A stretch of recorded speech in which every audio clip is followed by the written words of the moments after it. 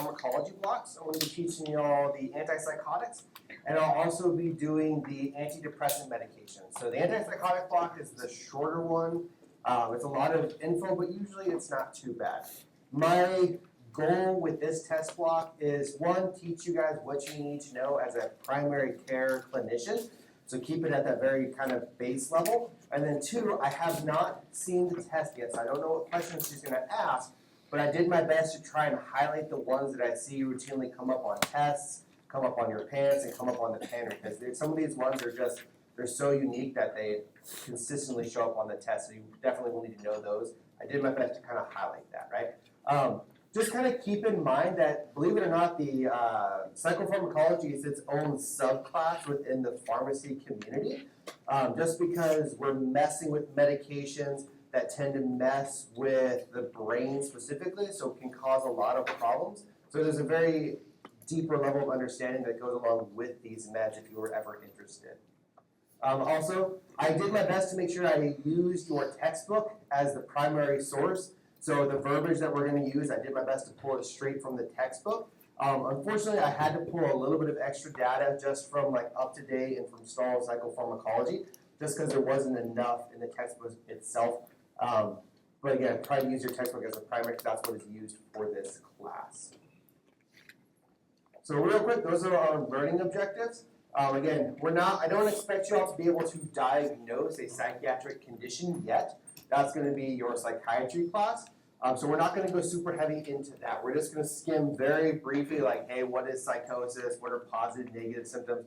And what is the pathophysiology at a very high level? And then in your next block for psychiatry, we'll actually go a little bit more in depth in the actual conditions, what occurs with them, and how we just treat them. This is primarily going to be focused on just the meds.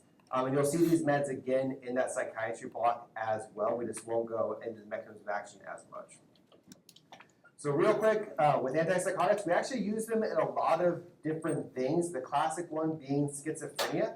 That's what those meds were originally designed for. But we use them off-label in multiple different things, especially when we're talking about Tourette's, treatment-resistant depression. That's where we start to augment a lot with the antipsychotics. Any patient who comes in with psychosis, you need to give them an antipsychotic medication. You're also going to combine it with some other stuff that we'll talk about at the end of the lecture. But you need that antipsychotic because that's the one that's going to block all of the dopamine and actually fix their psychosis.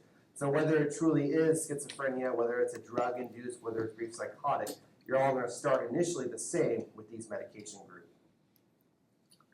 So real quick, pathophysiology. How much did you all go into pathophysiology for the brain in your anatomy and physiology class? Did you guys cover it decently well? Okay, we'll just kind of hit it again just one more time, right? So essentially for this, it's called the dopamine hypothesis. Of all the stuff in behavioral health and psychiatry, this is actually the one that we have the most data about and that we can kind of support the most. So essentially, if you think of the brain like a computer, right? So it consists of your hardware, so that's like your eyes, your cranial nerves, different portions of the brain. It has to do with motor, sensation, temperature. Then you have your software. That's kind of like your serotonin, your dopamine, your norepinephrine. And the two work together to make you a person. So if we have issues with the hardware, that's neurology. And if we have issues with the software, that is psychiatry. That's kind of where we separate the two out. So the rough idea with this is, in your substantia nigra, you have way too much dopamine, and it's flooding the system, right? And what that is doing is it's making your brain miscue on stuff that's in the environment, because it's trying to still process what it's seeing so that you as a person know how to react. If I flood that system, now all of a sudden you're making misassociations and you're giving importance to things that don't matter.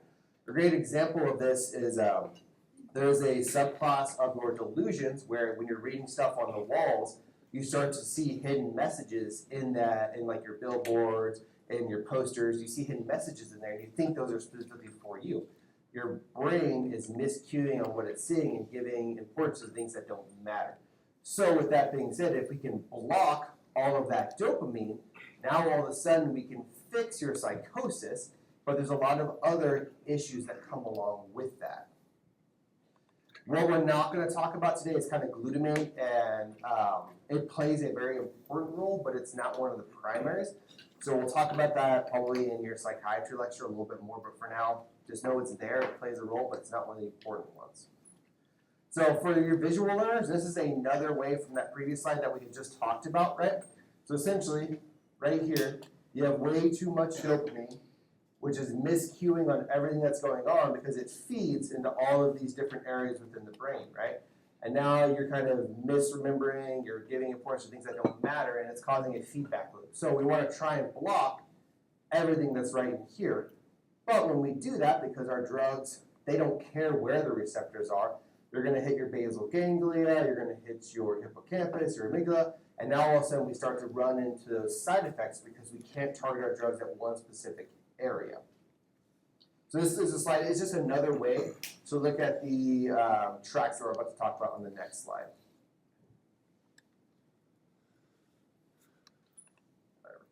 So psychosis, again, this is about as in-depth as we're gonna get with the psychosis. Just realize that there's positive symptoms, that's your actual hallucinations and delusions, and then we have your negative symptoms. That tends to be more on the depressive and the mood disorder side. Our drugs are really, really good at fixing the positive symptoms, but they're horrible at fixing the negative symptoms. We don't really have a lot of good drugs for that, which is why our compliance is such a problem, which is why these patients struggle to reintegrate into society, which is why there's such a high prevalence of psychosis, schizophrenia, schizoaffective within your vulnerable populations. If you're thinking like your homeless population, you're thinking your low socioeconomic status, that's because they have a hard time integrating into society, holding down jobs, going to college because of these negative symptoms. So, cool, this is the slide I was looking for. So these are all your pathways that are involved. So this one, your mesolimbic, that's really where we're targeting with those dopamine blockers, right? Because we're trying to fix that psychosis that's in there. Right in there, right? But when we do that, we're hitting all of these other tracks and causing these side effects, right? So when we hit that mesocortical, right, that's where we start to get the negative symptoms. We can't really do a whole lot for that. Then we hit the nostantia nigra. So this is where you get those EPS symptoms. Those are like your movement disorders. So essentially, because we're blocking dopamine in there, acetylcholine gets free rein. And when acetylcholine hits it, now all of a sudden we start to cause a lot of these movement disorders because acetylcholine is going unchecked. It's the same concept that goes along with Parkinson's disease and stuff like that. Acetylcholine, there's no dopamine in there, so it's going rampant. So we have some meds, we'll target at that to try and prevent those side effects, right? And your last one, prolactin. This is another major issue when you're talking about your antipsychotics, right? Because we're blocking down there, prolactin is going unregulated. So now you start to run into galactorrhea, you start to run into menstrual dysregularities because we're hitting that track. All of our medications, they're going to hit every single one of these. Some of them affect the bottom two more. Some of them affect the top more. We'll kind of go into that when we talk about the breakdown between the two classes, right? To just realize that no matter what, I can't stop my med from hitting all of them. So we have some pretty significant side effects when we're talking about antipsychotics. So these are all your receptors that we're hitting. So your adrenal receptors, so your alpha, this is the stuff that causes hypotension. So when we give these meds, it tends to cause a lot of lightheadedness when they're changing positions. This is one of our primary targets, those D2 receptors like we've talked about. If we can block that, we can kind of fix that psychosis. Down here, dopamine 4, don't worry too much about this. This is when you're talking about the 5-HT. This is where that glutamate and stuff comes into play. Histamine. So originally, the antipsychotics were actually developed as a way to boost histamine 1 to cause sedation when we're getting people prepped for surgery. So they have a part to play in that. Our meds have gotten better at avoiding it. There's certain ones out there that cause a lot more sedation than the others, and we can change up our dosing to actually give them at night so it actually can help our patients sleep a little bit more. So sometimes we can actually use this as a benefit for the patient. Okay? Next up, you have your muscarinic. That is your acetylcholine, essentially, right? So when you're starting to block that, you guys haven't gone into that drug class yet, but the down and dirty of it is, when I block there, I cause constipation, I cause people to dry up, I cause movement disorders, I cause confusion. So we want to try and minimize that. It still shows up, but we can actually give an anticholinergic to fix those side effects if they're present in the person, okay? And last one, so 5-HT receptors, that's our next big target when we're talking about our atypical antipsychotics. Those are kind of responsible for those negative symptoms. We're going to tell you that the antipsychotics work for your negative symptoms, but the cold reality is like they do, but your response rate is super low. You're talking like with our best drug, about a 50% response rate with our antipsychotics. So they work. We're going to tell you that they work. You need to prescribe them, but just realize we don't have anything more effective right now, and that's one of the areas that they're looking into as further development. We're talking about genetics and stuff like that. Cool.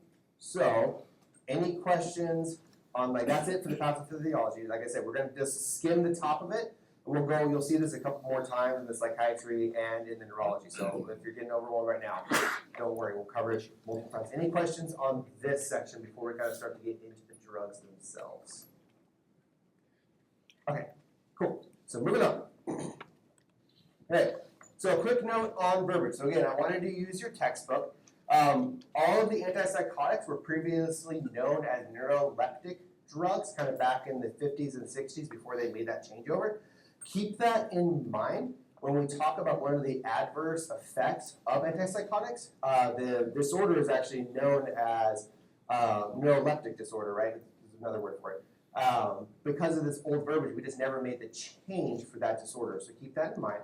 Next, your book, he breaks it down into typical antipsychotics and atypical antipsychotics. When you're reading the literature and you're studying, you'll also see them categorized as first-generation antipsychotics and second-generation antipsychotics. They're all used interchangeably. We can use either one. It just depends on where they were trained, who taught them, and what texts they were using for their learning, right? But you can use them all the same.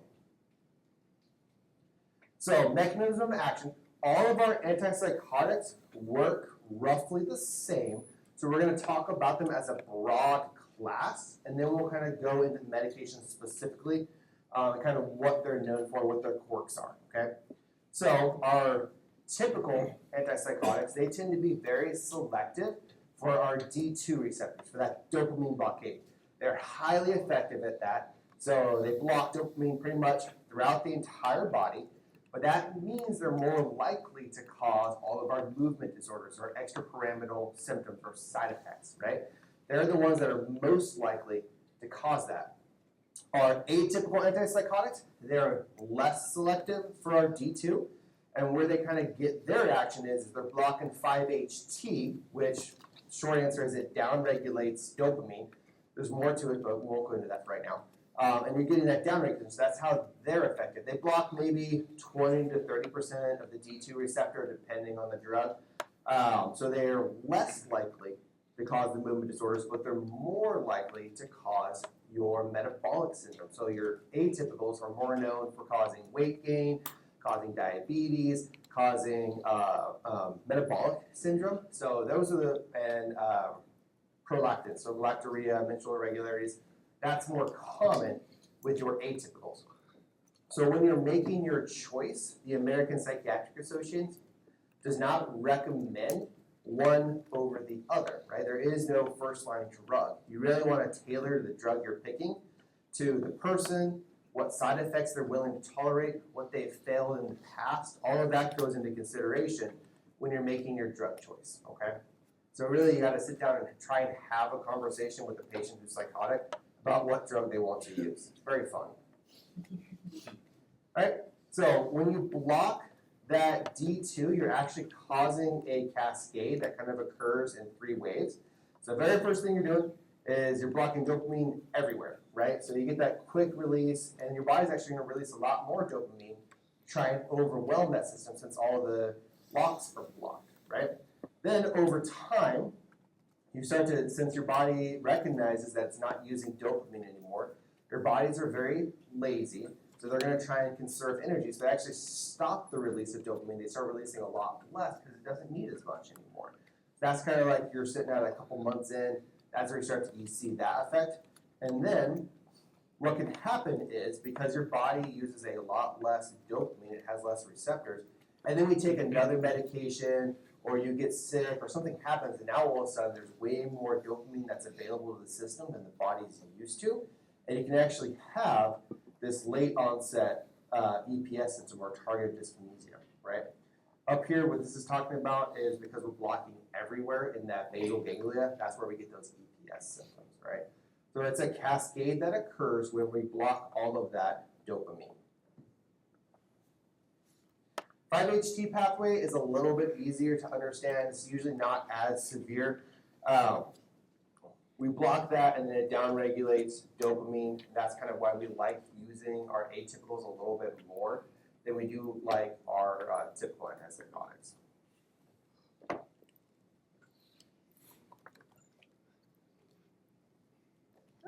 Too far. Any questions about the pharmacologic kind of background before we go into adverse events? No? Okay. So remember, this is just another way to look at that data that was in that slide deck. These are all of the areas that we're blocking when we give those drugs that are going to release to those side effects that we're having, right? So muscarinic, that's your acetylcholine. So we give an anticholinergic to block all of this stuff. This is your ones that cause the heart, so it can cause some tachycardia. There's a specific arrhythmia that's known with our antipsychotics that we'll talk about. Histamine, that causes your drowsiness and weight gain, right? That's sometimes we can use this to make them go to sleep. Prolactin, so that's where we get into the galactorrhea, the menstrual irregularities, which are super common. There's one drug that's more known for this. And a black box warning. So black box warnings are always important because they tend to show up on tests. They're one of those things that you want to make sure that you counsel all your patients on. And this one is specifically for elderly patients, right? Elderly is anybody 65 years or older. We want to do our best to avoid using antipsychotic medications in them because anytime I give an elderly person an antipsychotic, it increases all-cause mortality and morbidity, right? Because it causes confusion, because it causes their symptoms to get worse. It can lead to them having falls, lead to them having seizures, lead to them having heart problems. It's been known to have stroke and arrhythmias. So we want to avoid at all costs using antipsychotics in elderly people. With that being said, if you absolutely have to use them, you definitely want to, but we go with the lowest dose for the lowest amount of time as we can to get control of those symptoms, right? This is part of the reason, there's a lot more into it, but why patients who have schizophrenia, schizoaffective disorder, their life expectancy is actually a lot less than the general population. Most patients who truly have schizophrenia, they're living to probably about their 60s. If they're good, if they have good access to healthcare, they're late 60s. But they generally tend to die earlier than the general population. This is one of the things that go into play is because our antipsychotics cause such problems. There's a lot of other issues with that, but that's kind of like your first tidbit on the road to psychiatry. So this is probably, I would argue, one of the most important slides out of this entire slide deck. As a clinician, from that mindset, right? Because usually what happens is patients become psychotic, they go inpatient, we get them under control in the inpatient setting, but we don't want to hold them there, right? And it can take a while to see a psychiatry specialty on the outside. So a lot of times they end up back on the primary care side, and this is where you guys will see them as primary care clinicians. And you need to be able to recognize these symptoms, right? Akathisia, this is 100%, you need to know this. I've seen this show up on the pants.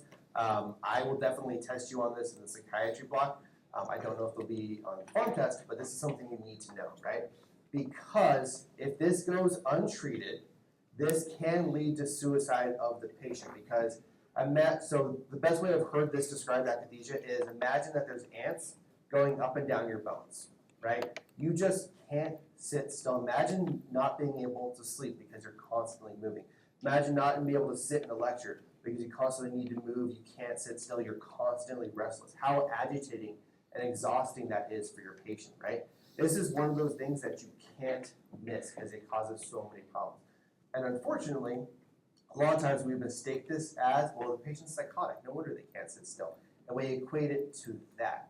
So with your clinician and your charting mindset, if you're charting on a patient who's on an antipsychotic med, and you say, patient appears restless, and you leave that in your note, and that patient goes off and they have a bad outcome, when they go back to your chart and they saw that you documented restlessness, they're going to come after you because that's malpractice, right?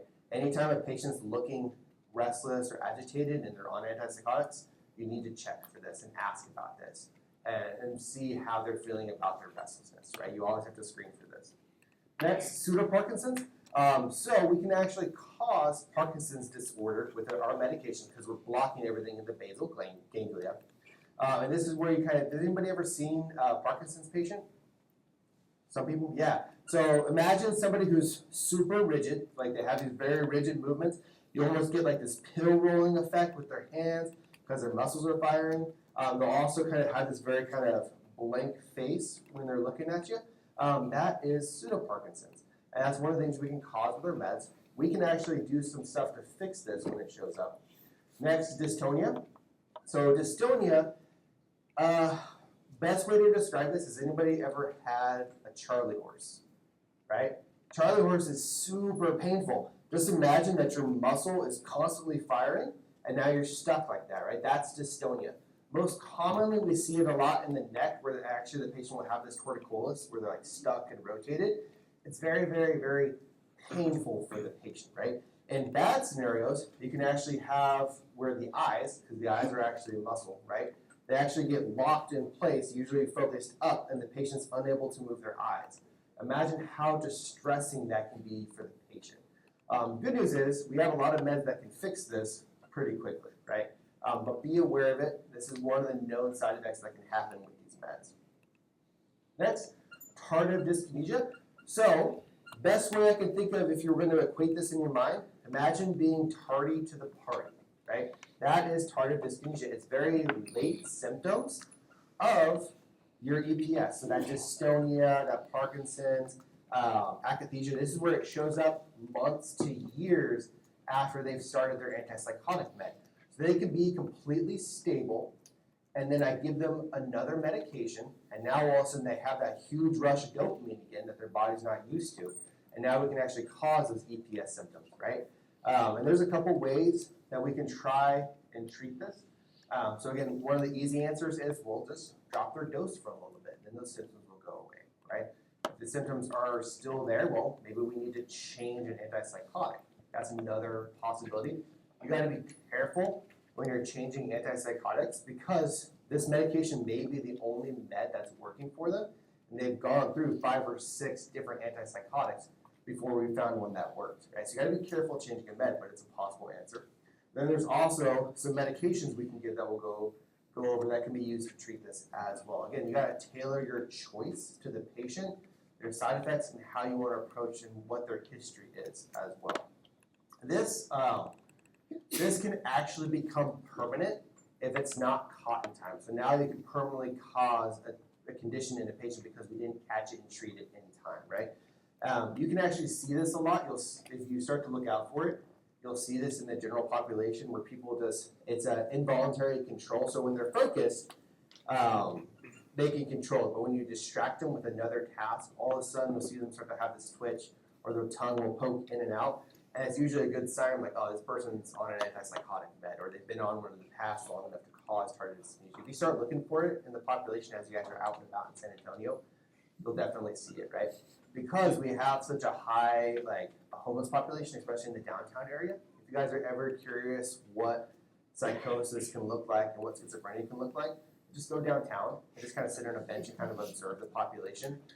You'll start to see a lot of these hallucinations start to pop out. You'll see people do kind of weird things. That's because not all of them, again, it's only about 40 to 50%, but 40 to 50% of the homeless population has some sort of mental disorder going along with them. So I've never actually seen this one, but it is a possibility. So essentially what happens is your body loses the ability to regulate its temperature, and now whatever the ambient temperature is outside, your body is going to go to that temperature. So if you're thinking in San Antonio, if you're homeless, and it's 100 degrees outside, that body is going to quickly elevate to that level, and you can actually cause hypothermia or a heat injury. Same going with the cold if you're in a cold environment. So treatment-wise, right, like we already talked about, first option is we want to try and reduce the dose, right? The more meds that I add on, my compliance starts to go down because that patient has to remember to take everything.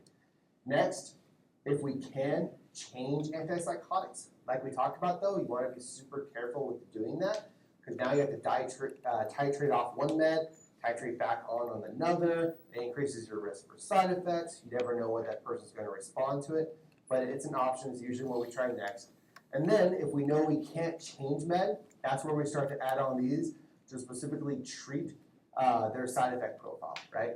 When we do our best to take care of the symptoms, reduce them, make them less and less severe. So benzotropine, that's their anticholinergic, right? So super great for those dystonic loose muscle because we're blocking the acetylcholine, which is going unchallenged, and it fixes those symptoms, right? Super good. And the great thing about this is it starts off as an IV or an IM because usually they're going to come in either to an urgent care or they're going to go to the ER, and that's where you all will see them. You get this treatment on board, get it under control, and then we can convert them to an oral formulation, like a pill or something like that, right? Always be careful in the elderly patients using your anticholinergics because it causes a lot of that cognitive dysfunction, that confusion, leading to having falls and stuff like that. Next, Benadryl. So again, Benadryl blocks that anticholinergic. The downside of Benadryl, it also makes them super sleepy and tired. So if you do decide to go that route and you are working in the ER, that patient's going to be there while they're sleeping it off, so it's going to take up a bed because you can't just kick people to the curb when they're asleep, right? We got to take care of them through that medication. But Benadryl is a great option as well because, again, we can give that IV or IM. So amantadine is really good for that pseudoparkinson's. So amantadine is actually a super interesting drug. It's actually an antiviral medication that was originally developed for influenza A. And what they found was influenza A has now kind of become resistant to it, so it's not effective for that anymore. But what it does is it increases release of dopamine, specifically in the basal ganglia, which is where all that, where we need that dopamine at. So you can actually use it in Parkinson's disease, and so it works in pseudoparkinson's. So it's a great med that we can use. Propranolol. Propranolol is the most effective for akathisia, right? So that's an important one to know. That is probably, when it comes to the medications for the side effects, that's the one we go to the most. There's some other ones out there, but that's definitely the one that you need to know when you're treating about akathisia, okay? So tardive dyskinesia, there's actually a medication. It was approved in the early 2000s, I believe. So it's actually one of the newer ones on the market, but it is specifically for EPS symptoms, for that tardive dyskinesia. So we can actually give them this. It's our first choice. We want to go with this if we can. The only time we go in is if they have, maybe their insurance can't cover it. Maybe they've tried it in the past and they had a bad reaction to it. And if that's the case, we try and use these other ones as well. But this is definitely what we want to go to first, is we want to try and use that because it has an FDA approval specifically for tardive dyskinesia. There's another one on the market that you guys might hear about, but I used this one because this is the one that's in your textbook. So there's another one that it's probably not going to show up on your tests, like your pants, because it's so new. This will be the one that you guys will probably see.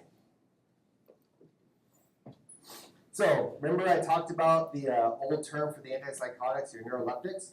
So this is neuroleptic malignant syndrome. This is a significant life threat. So this is the thing that can kill patients very, very quickly. It's exceedingly rare, but it's one of those you can't miss, right?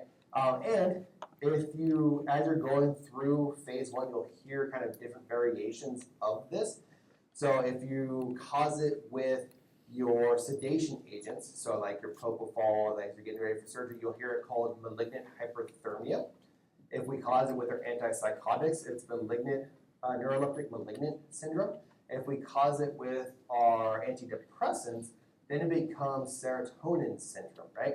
They all present with the same signs and symptoms. So you start to get super hot, right? You can't regulate your temperature, altered consciousness, muscle rigidity. What it comes down to is what medication were they on that caused all of their symptoms, right? So remember, I'm not gonna, if I'm writing a test question, I'm not gonna say, patient was on an antipsychotic and then they became hot, agitated, and confused, right?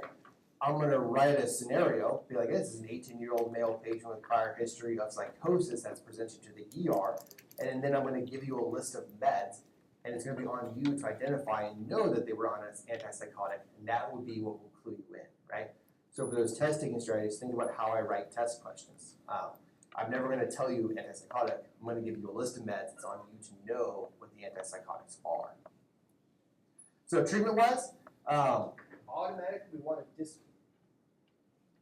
there we go.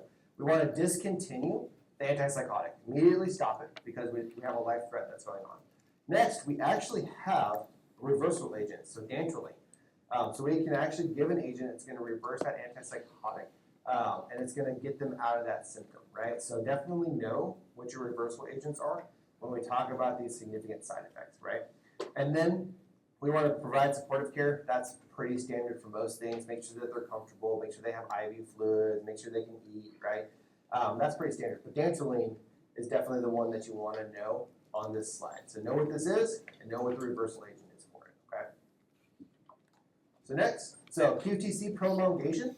You guys have not had your EKG or your cardiology class yet. So I don't know, maybe major heart super mean, but I would not give you guys a rhythm strip and be like, identify this rhythm and treatment, right? I wouldn't do that. So more than likely, if we're talking about testing how this would show up, is I would give you the scenario, say the patient's on these meds, and then say now they have a cardiac arrhythmia, and it's on you guys to know, like, hey, this is Torsades de Pointes. It's a very unique arrhythmia. It's specific to antipsychotic medications. As a psychiatry PA, I don't really care about cardiac arrhythmias that much, except for this one, right? Because this is the one arrhythmia that I, as a provider, can actually cause, right? And again, know what your reversal agent is. It's magnesium sulfate. So we have to give magnesium to reverse Torsades, right? It's a very unique arrhythmia with a very unique treatment when you're talking about cardiology. In your junior semester, you'll probably learn more about this disorder, this arrhythmia. For right now, that's where we want to keep it at, right? Next, fluorodazine. This is actually one of your typical antipsychotics. It has a black box warning because it is the most likely to cause this arrhythmia, right? So most likely to cause this arrhythmia. We don't really, from now kind of switching back to your clinician aspect, we don't actually use this one as much anymore. The brand name was actually removed from the market because it was most likely to cause this. You'll still see it floating around as a generic, but it's very, very rare that we use it. But because it's so unique to causing this and has a black box warning, you'll still see it show up on tests and things like that every now and then. All right, so before we get into the meds specifically, because the meds are going to sound exactly the same, y'all, because it's such a long list, it gets repetitive. Any questions about the adverse side effects or anything that we've covered before we jump into the meds? Yes?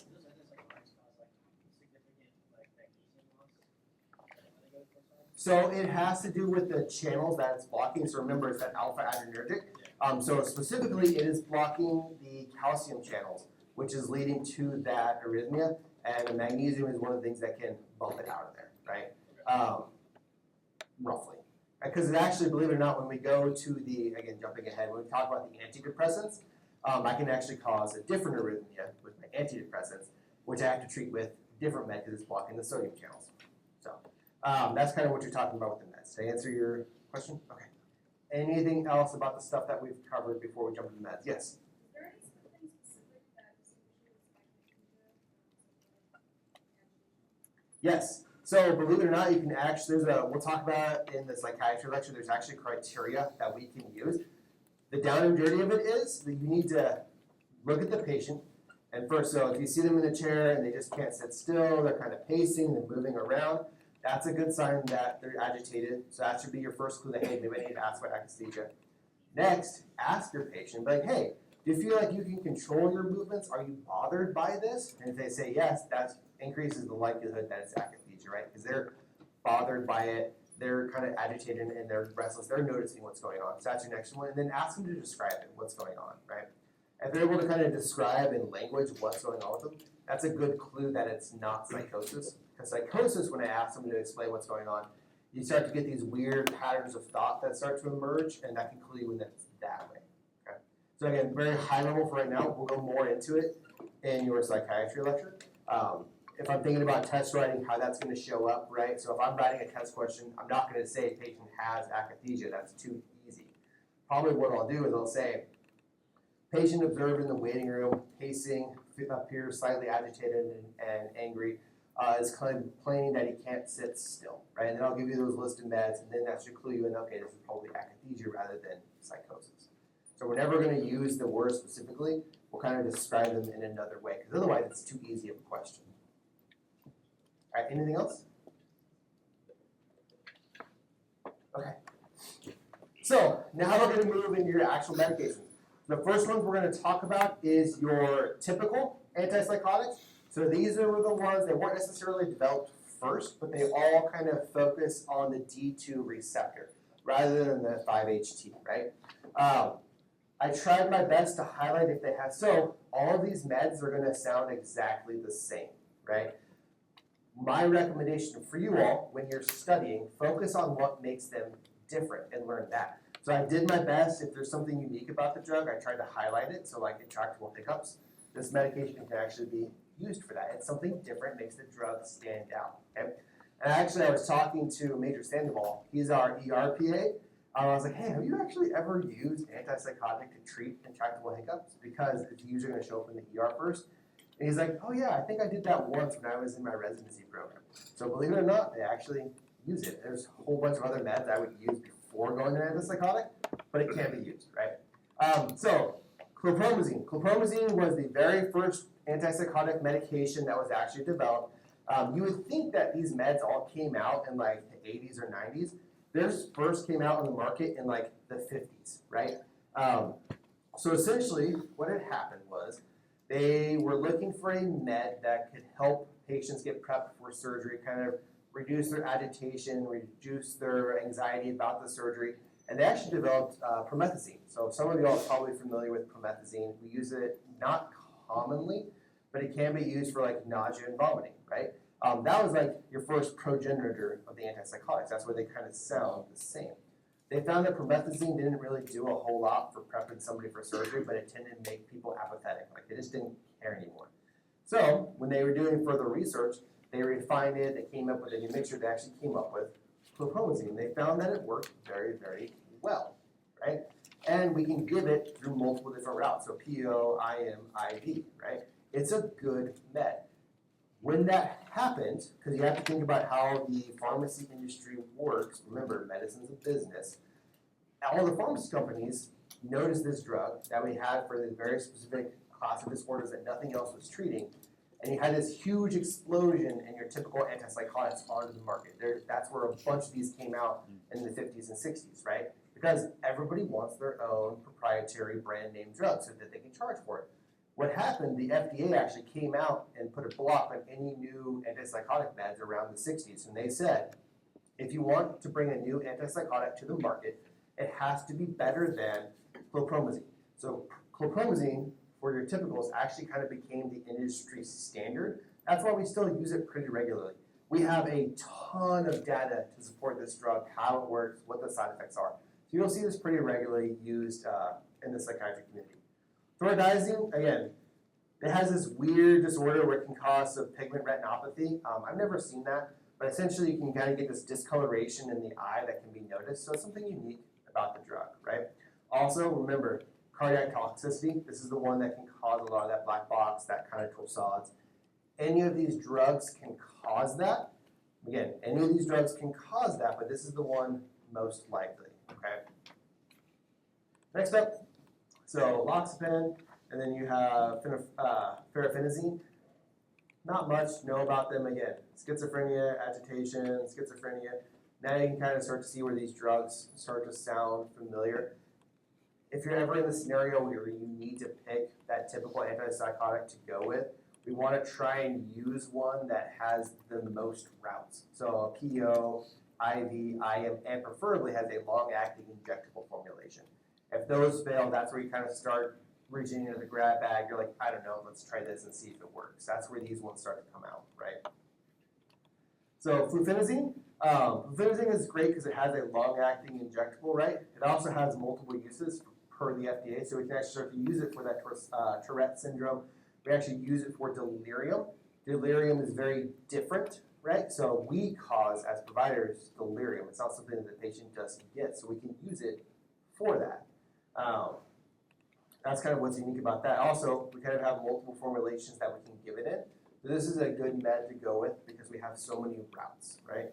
Haloperidol. So when you guys think about the media and how the media portrays psychosis, whether it be through social media, through movies, like that, this is the one that everybody tends to know about. This is a tried and true. It was like with clomazine, this is the other one that's kind of like standard for the antipsychotics. We use it a lot. We have a lot of data to back this drug up because, again, it comes through so many formulations, right? It works relatively rapidly depending on the route that I give it. So has anybody ever heard about the like B52 shot, right? So what is it? Yeah, and what do you use it for? Yeah, so a patient comes into the ER, they're super agitated and angry, you're gonna get the call, hey, go ahead and give them B52. This is like one of the things that goes into that cocktail. You're hitting them because it works quickly to calm them down. So you use it a lot in that agitation, right? This one tends to show up on tests pretty regularly because we use it so often. This is one of the drugs you need to know about, right? It also has that long-acting injectable formulation. We can give it as a depot shot. They come in, I believe it's once a month, and they get this shot, right? What do you guys think, why do we like to use an LAI formulation? Just off the top of your heads. Compliance, yeah. So remember, these drugs have horrible side effects, right? And then if I have to remember to take a pill every single day, it increases the likelihood that I'm going to miss a dose and cause that schizophrenia, that psychosis to come back out. That's why we like to use these, right? Cool. So next you have, I'm going to try to pronounce that. Again, we don't really use these ones that often. They don't come out very much. What's unique about this one is you can actually use it for anxiety disorders, generalized anxiety disorder. I've never used this. It would have to be a pretty severe anxiety to actually go to an antipsychotic because we have so many other drugs that are more effective.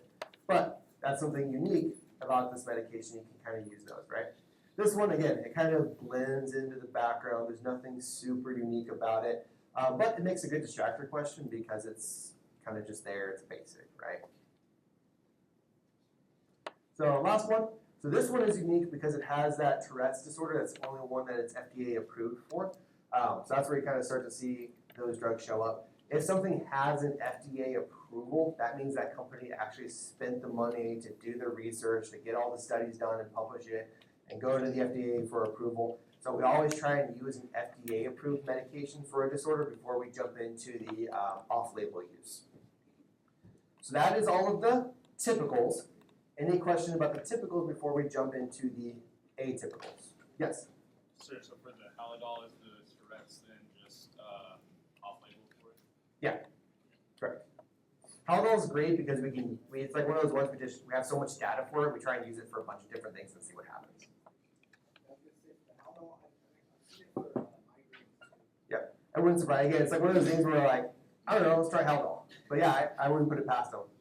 Yep. Which one? I don't remember that one off the top of my head. It's I don't know. Again, it might come through the atypicals. If not, I'll have to look it up. Because again, like there's a ton of antipsychotics on the market. I tried to hit the ones that were in your textbooks or ones that we use most frequently. My go-to is usually going to be promazine or haloperidol for the typicals. Those are the ones that I like to use the most. All right, so kind of going into, yes? It's going to depend on the patient, how they're sitting. We always want to try and use a low potency one, but a lot of times this will only come as a PO formulation. Because if something's low potency, it's less likely to cause all of those EPS symptoms, right? If it's high potency, that means it loves to hit all of the D2 receptors. It's more likely to cause EPS symptoms and those side effects, right? But if your patient's in the room and you just cannot talk them down, that's where we go, all right, we need something quickly to get them under control. That's where we start to grab a high potency one. Cool. Any other questions about the typicals? All right, jumping into the atypicals. So clozapine, this is the hands down most effective antipsychotic that we have. It works. It is highly effective, but the side effects are pretty severe with clozapine, right? This is something you guys will get a test question on, probably multiple times. This one loves to show up on your pants because it has such a unique side effect profile, right? Also, when we're talking about suicidality, there's only 2 medications that actually have an FDA indication that they can reduce suicidality. One of them is clozapine, the other one being lithium, right, which we'll talk about in your antidepressant lecture. But that's something that's unique, right? With this medication, what it's most known for is causing that agranulocytosis, right? So essentially, you give this medication, and it causes the body to attack itself. It actually kind of causes an autoimmune disorder, and it attacks the neutrophils, so now your body can't produce neutrophils anymore. So usually, that's almost the same concept as causing, like, never mind, ignore that train of thought. So essentially, now your body gets overwhelmed by its own bacteria and usually dies from some sort of random weird infection because of this medication, right? And again, you would think, because this is an atypical antipsychotic, and it's so effective that we just came up with this in like the 2000s. This drug has been around since probably the 60s, right? That's how long it's been on the market and why we have so much data to support it, but we hold off using it because it causes these pretty severe side effects, right? It's actually more likely to cause the myocarditis, but usually we can treat that. It's the agranulocytosis that you're going to have to watch out for. They love to throw this one on tests, right? So with that being said, when we start this medication, it actually requires weekly monitoring. So I actually have to give this med, then they have to go weekly to get their blood drawn to make sure that they're not having the agranulocytosis. They do that for about 6 months, and then they're going to switch over. This is where it says bi-weekly thereafter. That's by pharmacy. We'll talk more about this in your psychiatry. This is where you kind of get that divergence.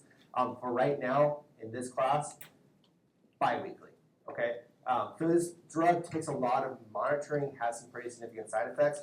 It's also the most likely to cause metabolic syndrome. So you put patients on this drug, and then they're just going to blow up like a balloon, right? Pretty severe side effects. But it's the most effective. When you're talking about for treatment-resistant schizophrenia, you would think it'd be 100%. It's only about 50% effective at reducing those symptoms, right? So even then, you're talking a coin flip with our most effective antipsychotic. Quetiapine is a great medication. I use this quite a bit. Or I'll see the hospital use this quite a bit because they like to use it as a sleep aid because it's your most likely to cause sedation, right? So Seroquel, sleeping. Just kind of match those two together. Don't use it as a sleep aid. Uh-oh. What happened there? What happened? Oh, my computer went to sleep.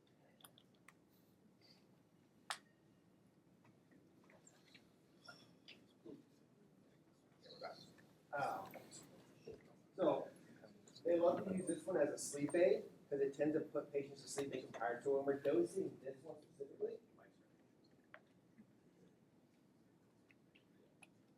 Okay. When we're dosing this one specifically, we like to use it and give it at night because it can help that patient sleep, right? Don't use it as a sleep aid.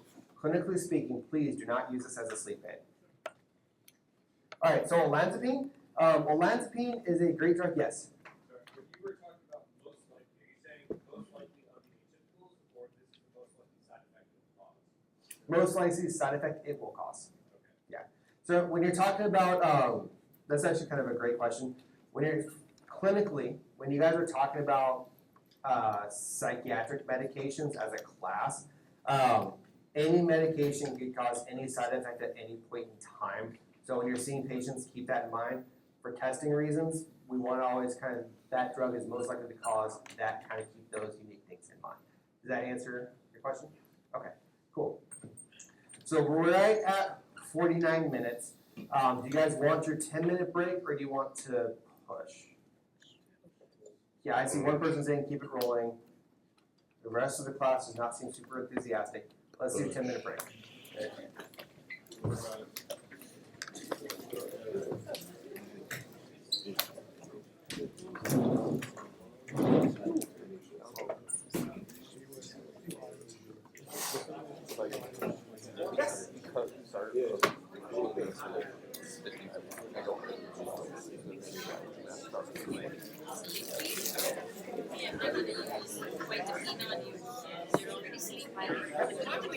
So D2, that is specific for dopamine, right? So, yep, in the middle.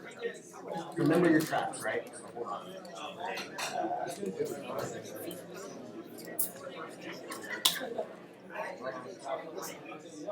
So remember your three different tracks, right? So your mesolimbic, that's the one that causes that like okay. So that is the one that causes your psychosis, right? So we want to block everything that's there, but when we do that, it causes an increase in other areas. So your cortical, that can increase your absolute. He was, I think that's essential migraine. That's what we can cause it to get sick. So remember, we're just focus on the tracks. So when you're talking about that, when you're talking about in this one, so 5-HT, that's a different track. This is the one that we like to use for those things. Because that 5-HT, this is why I kept it very simple. 5-HT actually works on which can actually increase your guilt. That's kind of that's why when we're hitting this track, right? So it tends to be more in this track, which is your negative symptoms. So if I can increase dopamine here specifically, in theory, I can make these better. So 5-HT does not act on the D2 receptors. So D2 is Olympic causes psychosis.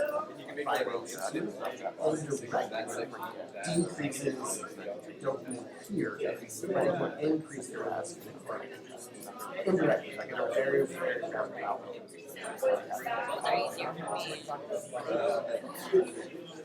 I'm not saying that your name and change your name.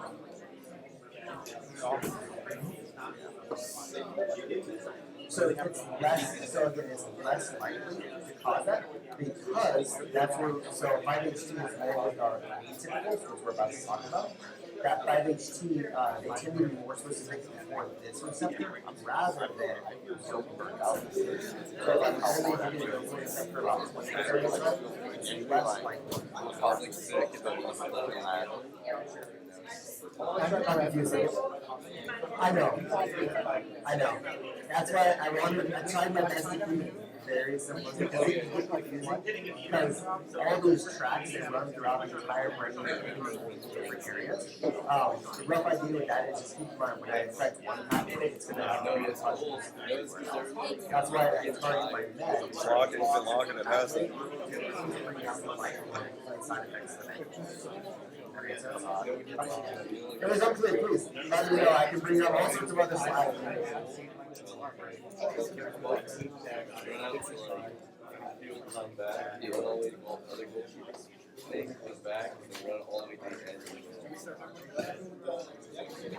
Yeah.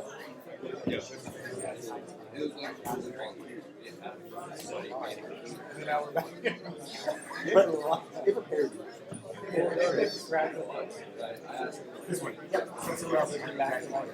So remember, this one is specific to 5-HT, which there's a lot of that goes on in the background. 5-HT is very, very, very indirect.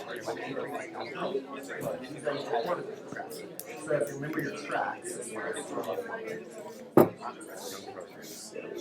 so these are proteins. So if I can increase the dopamine in this area, it'll actually, in theory, make my negative symptoms better. Because if I increase dopamine here, it's not increasing the Olympics, which is mostly what these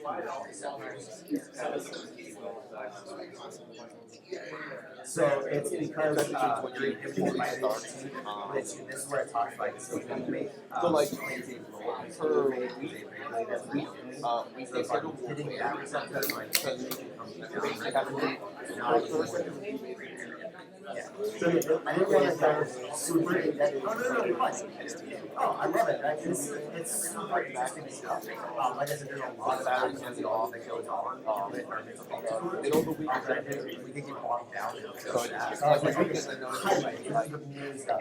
My goal is to talk more about that. I'm like, I don't care about kids. Don't do us for long time. It's a very interesting. Yeah. They try and backload it so you guys have all the weekend. It got to be like first. There's one of those classes where you see class, but sophomore. Yes, but it also depends on what's going on that week. Like if I have a big team, I was in my yeah, it was legit like sun was up the sun down. I was remember how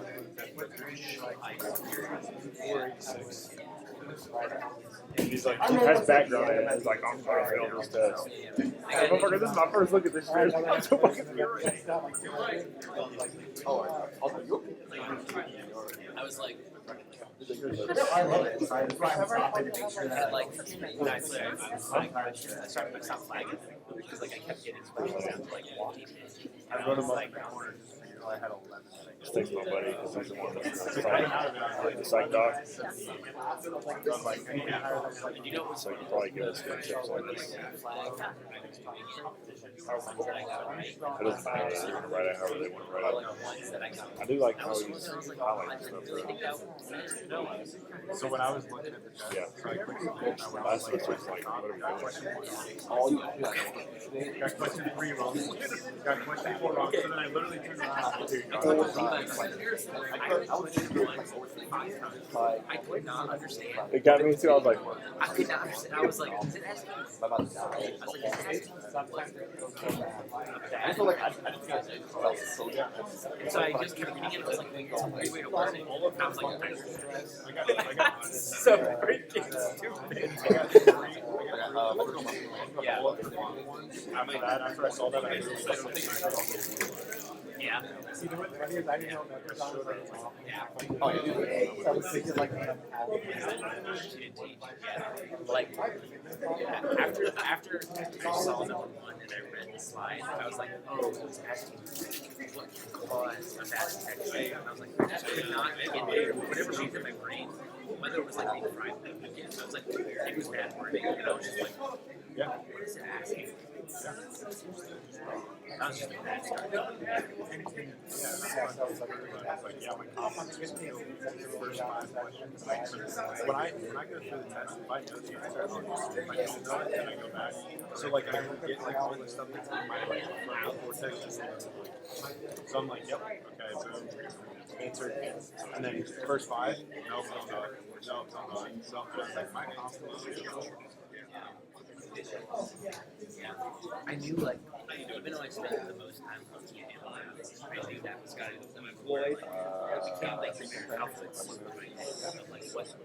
So like the first, of course, I got and but like I got like the 20 plus questions we had about whereas like after the answer like so whatever like, I knew it was coming, and I was just like, that's when I started like trying to learn the answers. Like 5 or 6 and Mark, and I stopped because like those I always were doing like to like 50 minutes. I was just like, about like marketing. So the top like just like I kept writing. And then I was like, well, yeah. I started looking at hard. Let's just say I was happy. No, correct, yeah.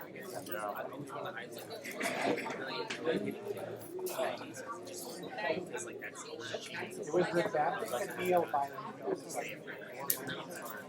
I can't feel how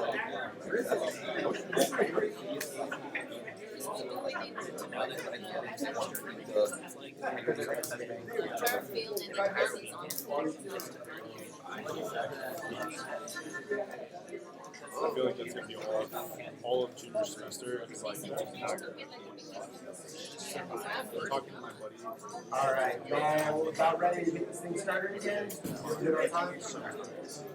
It's only We week. want to start taking your seats. Once I see the majority, we'll That's the rock worst in. part. Is like, it's like when you like if you like to get stuff out of the way, have a little bit of without everything. Okay, so jumping into our atypical antipsychotics. So next up, we have olanzapine.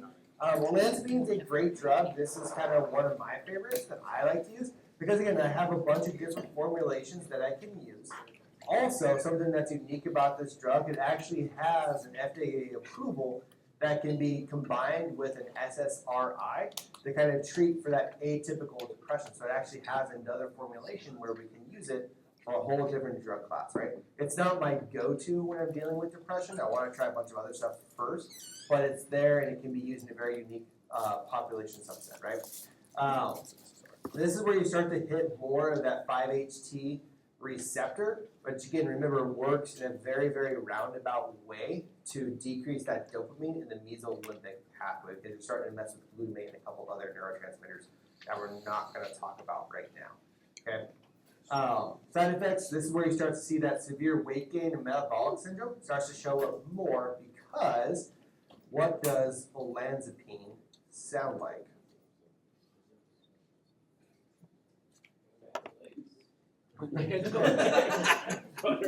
So it's clozapine, right? So clozapine was that first one that came out in the 60s.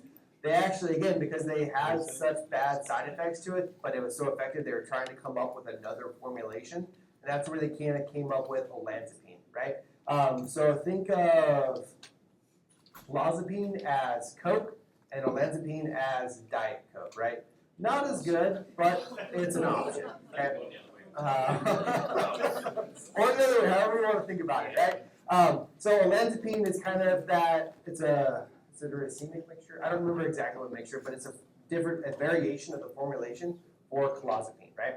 But when they did that, our success rate, remember clozapine is sitting at like a 40 to 50% success rate.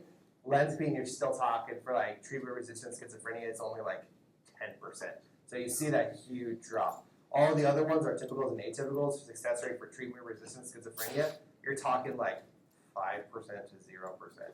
So the moment somebody becomes treatment-resistant, like our success rate starts to tank significantly. And we'll talk about that in the psychiatry lecture. But right now, that's where we need to keep it for the pharmacy side of things, right? So next up, risperidone. Risperidone is a great one. And actually, we started to use this a lot in kids because it can help with that irritability and anger that's associated with autism. So it's something that's unique about that. Another great way, one of the psychiatrists, Dr. Lopez Roca, that I worked with in my fellowship, was an awesome doctor. The way he described risperidone is it's our most typical atypical antipsychotic, right? So it has a lot of effect on that D2 receptor, but it also has a lot of effect on the 5-HT receptor. With that being said, it's your most likely to cause the hyperprolactinemia, right? So it can cause that galactorrhea in females and males sometimes. It can cause that menstrual regularity. It can cause breast development in males. It's your one that's most likely to cause those side effects. Usually, again, kind of switching my brain to the testing side of the house. For test question-wise, that's usually what I see is they'll bring in, they'll write you a scenario where you have a patient who is being presented, he's been stable on his meds, and now he's complaining about breast development or something like that, right? And it's on you to know, oh, this is the most likely to cause that, or what is the treatment for it, right? That's testing-wise, that's where I see this one start to pop up. Clinically-wise, I love to use this one, especially in my young adults or in my kids, because it tends to be pretty effective in that area. Or when you're talking about kind of more that anger side of things, that irritability side, that's like the predominant symptoms, this can be a great one to go with as well. Come on. Oh no, going too far. There we go. Paliperidone. This one is unique because it has that FDA approval for schizoaffective disorder. So that's something that's different that makes it stand out. Schizoaffective disorder, for this one, think about mood disorder comes first, and then I become schizophrenic, right? So that's how schizoaffective is. Now you have psychosis with some sort of underlying depression, anxiety, or something like that. Base level knowledge, that's where we keep it at for right now when we're talking about schizoaffective, right? This kind of goes with a lot of our meds. We want to try and use a PO formulation first if we can. That way I can make sure it works. Because the moment I give a IM injection, there's no going back. Right? I have to wait for it to completely leave the system. Same with a long-acting injectable formulation. The moment I give that long-acting injectable, I have to wait for it to completely run its course in the body. So if somebody's having really negative side effects to it, I have to wait that month, week, 6 months, whatever, for that to work its way through the system. Okay, so we always want to start with that oral formulation if we can. That way we know the patient tolerates it pretty well.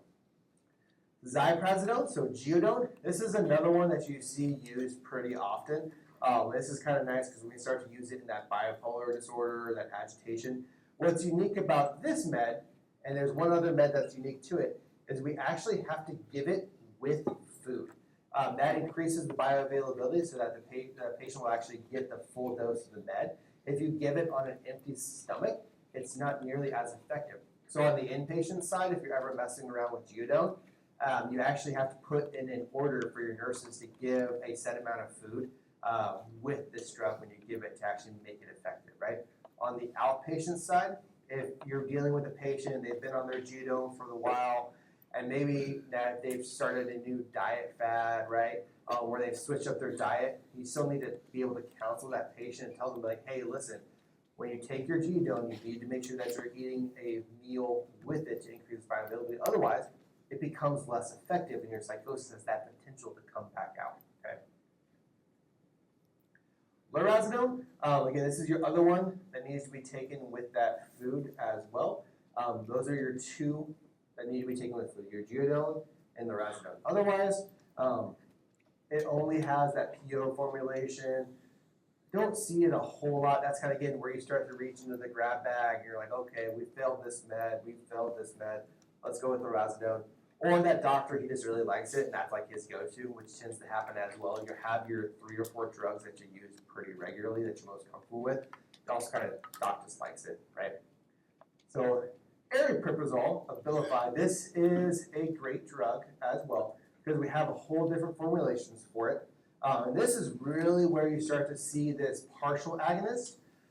So I've heard it argued that aripiprazole, brexpiprazole, and there's one other, should be put in their own separate category, and we should call them 3rd generation antipsychotics because they partially affect the T2 receptor and then they also hit 5-HT.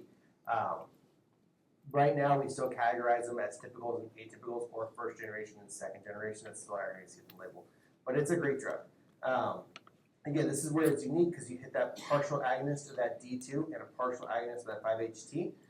So I can actually get a bang for my buck. I can still hit about 20 to 30% of the D2 receptors, so helping with that psychosis, but then primarily hitting that 5-HT, which is where I get my most benefit with the least amount of side effects, right? Those are your side effects for, again, nothing really pops out about that. It kind of got that adjunction for depression, schizophrenia. So really what makes this drug stand out is those receptors that it hits, right? Fun little fact, this is not testable, it will never show up on a test or anything like that, but there's actually case reports associated with patients being put on aripiprazole, and it actually will trigger a gambling disorder. It's kind of interesting. It's the unique thing about the drug. Not super common, not one of the approved side effects, but there's actually multiple case reports of a patient being put on aripiprazole that actually developed a gambling disorder. So, fun fact you can share with your friends and family, right? So this one, Question. yo, Are we gonna have to know the difference between the 5-HTA1 and the 5-HTA2? no. Yeah. Again, it's what makes that unique drug unique. But I wouldn't expect you all at the primary care level to know that. If you want to continue further down the road of like psychiatry as a specialty, we love our receptors and we love cytochrome P450. Like it's super annoying. But for right now, just know that those are receptors it's hitting. Okay, that's kind of based on knowledge. Yes. Better question. Did the gambling work out? No, it did not. No, they. I think in the case reports, one of them they actually went big. all because of a drug. That's super unique. But again, as a provider, you're like, oh, that's so cool. I'm so sorry for your loss. That's so cool. I'm going to write a case report about it. If a doctor ever comes in and they are asking you for permission to write about you, that's not a good sign. That usually means something about you is very unique because they want to publish. All right. So next one. Again, nothing super fancy about this one. Nothing really makes it kind of stand out. You're starting to get, it hits a lot of that orthostasis. It tends to be a little bit more known for that. But nothing like super fancy about it, right? Good. Oh, hypoesthesia. So you kind of get this weird with this one. It has a transdermal patch in a sublingual formulation, which is kind of, it's different. And it can also cause hypoesthesia, so where you kind of get this decrease in sensation, stuff like that. I don't have really any experience with this one. It's kind of like one of those designer high-end ones. It's not one of the ones I really use a lot or see used a lot. So back to propofol. So remember, this is your other kind of unique one. Start to hit that partial agonist. This is your two that are in there. It only has a PO formulation. Otherwise, it's pretty much exactly the same as aripiprazole. It's just a different formulation of that. This one's not associated with the gambling disorder. So sorry. All right. Last, I should be kind of getting towards the end here. Cariprazine. This is unique because you're starting to hit that D2, D3 partial agonist. So really the only thing that makes this unique is the receptors. Otherwise, it has kind of like those same things you're seeing with a lot of the other atypical antipsychotics, right? So this one is associated, has that FDA approval specifically for Parkinson's disease. So when we start talking about the dementias, a lot of times as our minds start to fade, those base level emotions start to become very predominant, and patients can actually become angry. Your nice sweet granny who you know is gone, and now it's replaced with somebody who's super angry, agitated, willing to fight, right? And there's some meds we can use that can actually help with that, right? If anybody ever has worked in like a nursing home, has experience with that population, sundowner syndrome, that you get that melatonin starts to release, it causes all sorts of craziness. Patients, when the sun goes down, can actually become like angry, agitated. It's almost like a light that's switched. You see that a lot with Parkinson's disease as well, because you're hitting those meds. So that's something that's unique about that, right? Again, this one, nothing really jumps out at me about it. It's there. It only has that PO formulation. It's the same as all the other ones. You start to get that schizophrenia, bipolar depression, because you're hitting a lot of that 5-HT. In theory, we can help with those negative symptoms. Metabolic disorder, remember, when things start to hit that high potency, you're more likely to cause side effects. So you start to see a lot more of that metabolic disorder when you hit the high potency atypical antipsychotics. All right, so that's all of our atypical antipsychotics. Any questions about the atypicals? Cool, good. Okay, so now we're kind of getting towards the end of the slide deck. We're talking about our treatment considerations. So again, one drug class is not recommended over the other. A good rule of thumb is we want to start with those atypical antipsychotics first if we can, because usually the metabolic syndromes, they're better managed, better tolerated than those movement disorders, right? It's not perfect, but that's a good place to start, okay? When you're picking a med, try and pick one that has that LAI formulation, that long-acting injectable, because that increases our compliance. We want to start with that PO, make sure they tolerate it well, and then we can kind of switch over. That way we get better control of their symptoms, okay? When you first start an antipsychotic, in that first 2 weeks, you can actually start to see that improvement, right? But it's not done. It's going to take 6 weeks, a couple months, or a year before you really get control of the symptoms. You have to dose up and down. When you're dealing with patients who have psychosis, especially when it starts to hit that schizophrenia, schizophreniform, these patients need a lot of management before we can kind of get them stable. If it's just psychosis caused by a drug or something like that, usually once we get them under control, we get that drug out of the system, they drop back down to normal, then we can kind of discontinue that antipsychotic medication. Lastly, so treatment window, we always want to advise our patients how long they need to be on a med. Again, good rule of thumb is if it's a new psychosis, so brief psychotic disorder, not caused by a substance, we want them to be on that med for a minimum of 12 months before we even consider discontinuing it, right? One of the theories that is out there is that schizophrenia, psychosis, schizoaffective, they are described as being neurotoxic. The longer somebody sits in that psychotic state, the more damage is done. So we want to drop them out of it as quickly as possible and keep them out of it as long as possible. Because the more time you dip into psychosis, it becomes harder to treat. You start to get that resistance starting to show up. You start to get all those negative effects, and it decreases your life expectancy. So I tend to like that theory a little bit more, that neurotoxic state. There's arguments back and forth in the community depending on who you listen to or what you like to read. Just realize you might hear that thrown out there. So all patients, this is one of those ones, you need to know this, right? So anytime you put a patient on an antipsychotic and you're going to be doing it long term, you need to do an abnormal involuntary movement scale, or AIMS. That's where we're checking for those EPS symptoms, right? You guys just need to know for now that this needs to be done. You don't necessarily need to know how to do it. This is one of those things that there's a whole form that you can Google, bring up. So if you see somebody on an antipsychotic and this hasn't been documented, Google search AIMS form, bring that up, and it literally goes step by step how to do it. Fill out that form, give them a score, right?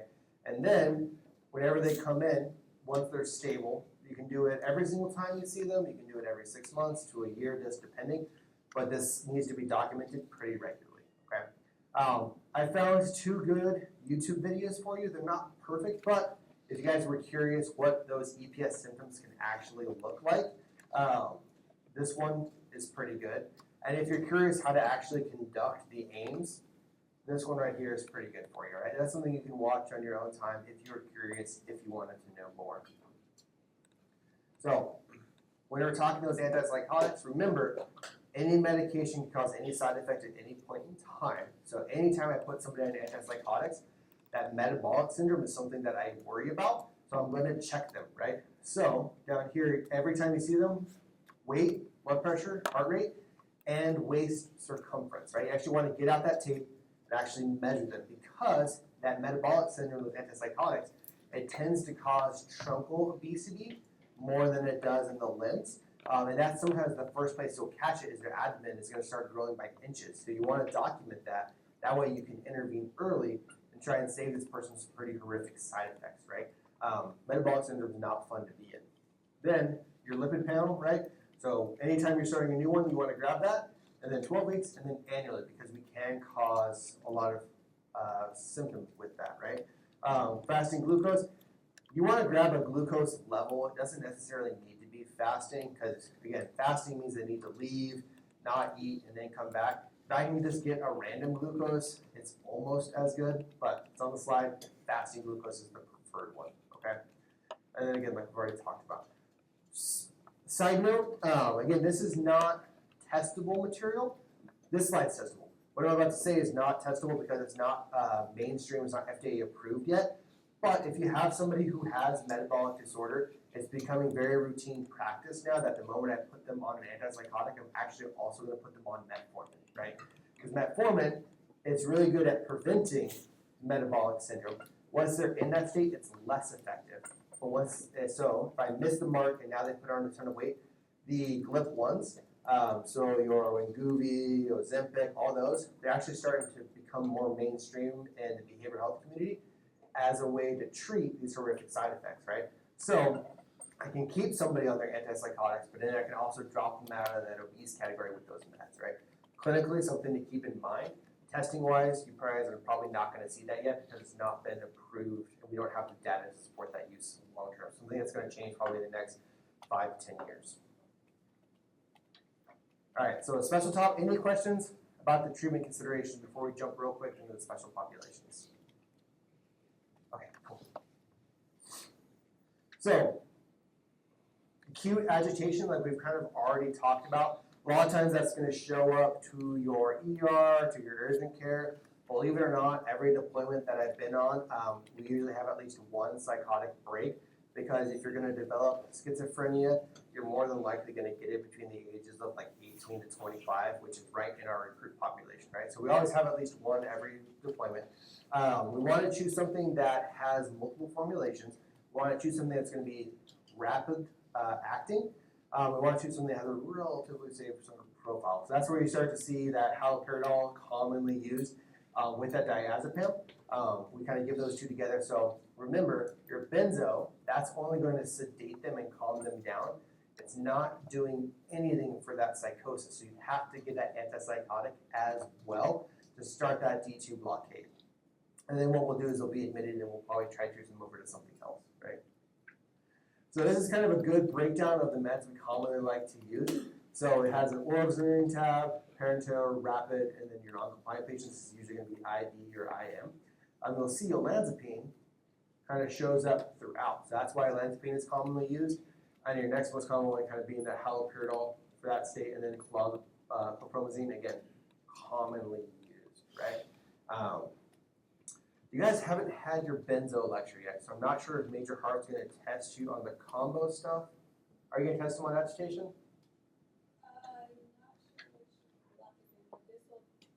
Yeah. Yeah, so make sure, so testing wise, make sure you guys know kind of like what your approved combinations are for your acutely agitated patient, okay? Do you need to know this entire chart? Maybe. I kind of pick out the ones that has the commonly seen throughout, or again, looking at those routes, ones that have multiple routes, those are the ones we like to give. So adjunctive medications, again, this is something where you start to get into the realm of the actual psychiatric specialty. I wouldn't necessarily expect primary care to start doing adjunctive management, but just realize you can start to see this. You might have to, you'll see them commonly because they'll come in for some other complaint, and they'll have this on their med list. They have all this other stuff going on, especially when you're talking about like lithium. We'll talk about lithium in your antidepressant lecture. Lithium is a super interesting drug, but it causes a lot of problems when it falls out of its range. Your anticonvulsants, again, these are used as mood stabilizers. So you'll see these multiple times. You'll see them in your mood disorders, your depression disorders, but you also see these when you start to talk about neurology and Parkinson's, seizures, other things like that. So we can have multiple uses for the same drug. It just depends the diagnosis I'm using it for. Okay. Your benzos, again, we like to use those for that rapid sedation and then get rid of them as quickly as possible because they can cause all sorts of other problems to go along with them. So in pregnancy, antipsychotics are not contraindicated in pregnancy, right? So when our patients come in and they're pregnant, this is where you need to have that conversation with them because there are risks associated with it. That baby, because they're getting hit with it, they can come out with EPS symptoms, they can come out with dystonias, which are super painful. It can affect the child. Those tend to wear off once the baby is born, but they need to be aware of that, what's going on with them. Intellectually, antipsychotics have not really been associated with like an increased IQ level or increased intellectual level in the child. They still meet all of their developmental milestones. There's nothing really good in the data set that says, oh, if they're less likely or they'll be 5 points lower in their IQ or anything like that. The data is very wishy-washy on that category, right? We recommend that they don't stop because being in that psychotic state is more likely to cause problems because now the mom is not taking care of themselves. They're not going in for the routine OB/GYN appointments. Maybe they're getting pushed back onto the street. Your psychosis is more likely to be associated with drug use, so it causes a lot more problems than the medwood itself. But ultimately, it's the mom's choice. You need to be able to have that conversation with them. With breastfeeding, it's super important to know how much of a med is going to show up in the breast milk. Believe it or not, clinically speaking, this goes for all the medications. You guys need to be able to communicate effectively with our population about how the meds are going to affect their breastfeeding and their pregnancy. Because again, in the military, we take care of a relatively young population. A lot of them are getting ready to do family planning. So you'd be surprised the amount of times you're actually counseling somebody on their medications and how to use that. Because they're not going to go to OB/GYN until they're pregnant, right? So that's on you as the primary care to appropriately counsel your patient on the meds and what you can expect from them. So again, that's like I already talked about, the side effects that can come from that. We generally try and like to use the second generation antipsychotics. Again, those first generations, It tends to cause those EPS symptoms, which can show up in the baby once the baby is born. So again, this is that black box warning when we're talking about the elderly patients. This just kind of goes more in depth into it. I would not be surprised if you guys get a test question on this. Probably, if not in this course, definitely on your PANCE or your PANRE. This is one of the ones that you need to know about because it has that black box warning associated with the antipsychotics. All right, so now we're going to do just a quick check on learning. So I'll let you guys kind of read this patient real quick. I like to use case studies a little bit more because they're more applicable than just asking you a multiple choice question, right? This is an actual patient that we had at BAMC. I changed the data just because, again, this was a military member, so now you can't really associate it back if you wanted to, but this is the real patient that we had.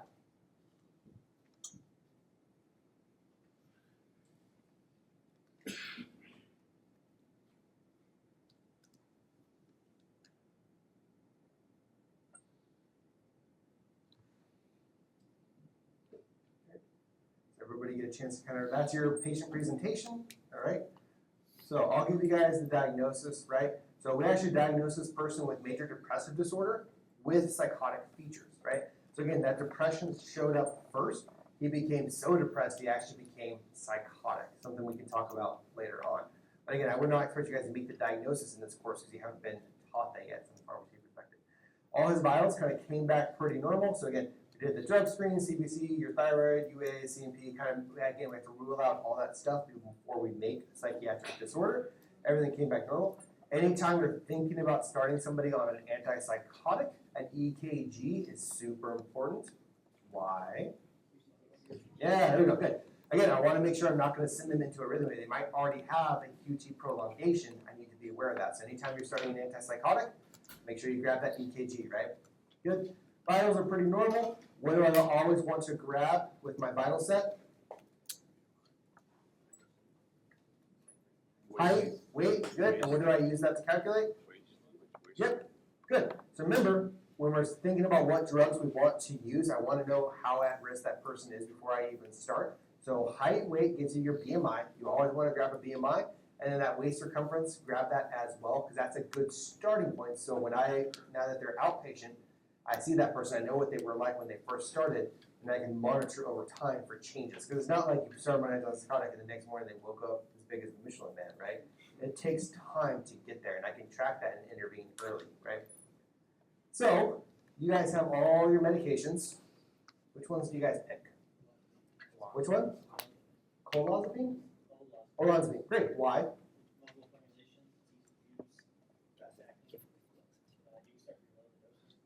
Yeah, great. Olanzapine is a great option, right? Because we have all those options with it, and it has that formulation to go with your antidepressant, right?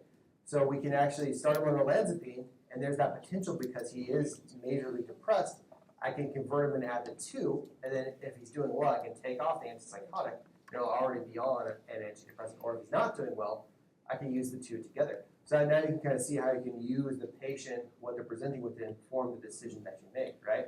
Good. What if he was super agitated and angry in the ER? Good, right? What if olanzapine is not available? Right, and what does that consist of? Yeah, good, right? So haloperidol is a great one you guys can go with. Again, keep those medications in mind of what you can use if the patient's super agitated and angry. All right, somebody else, not you. It's like a month, 6 months later, patient's not responding. And let's say he's tried 3 different antipsychotics. Okay, we'll make it a year. Over the last year, he's tried like 3 different antipsychotics. Then what can we use? Not you. What's it? Clozapine, right? Good. Clozapine is 100% our most effective antipsychotic, but we never use it first line. They have to be treatment resistant, right? Why? A lot of side effects. Granulocytosis, right? Good. And what is that?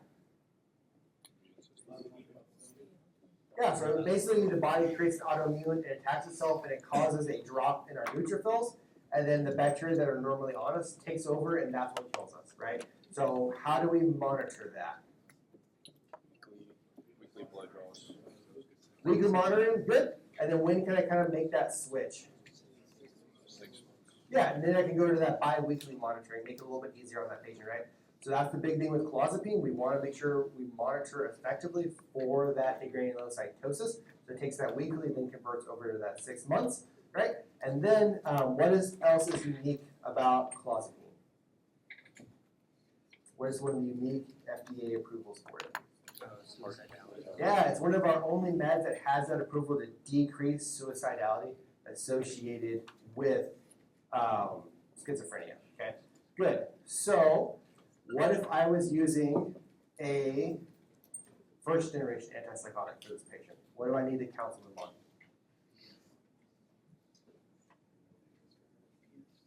EPS, right? Good. And what are how does EPS present? Remember, that's a broad category.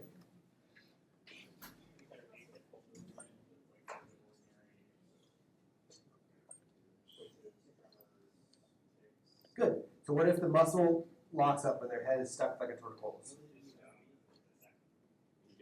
What is that called? Dystonia, right? So good. Remember dystonia? What if they're kind of in the room, they can't sit still, they're jumping up and down?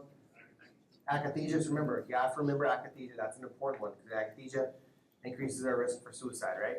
What if they're sitting in the room, it's been a while, you're sitting on the occupation side, and they're kind of very rigid with how they walk, you're talking to them and you're not really getting a lot of reaction from the face. Pseudo-Parkinson's, right? Good. So you need to be able to counsel your patient on all those risk factors, right? So again, that dystonia, super painful, can be treated effectively. Akathisia, they'll be very, very restless, they can't sit still, they're bothered by it. We need to get that under control, usually with propranolol being our most effective, right?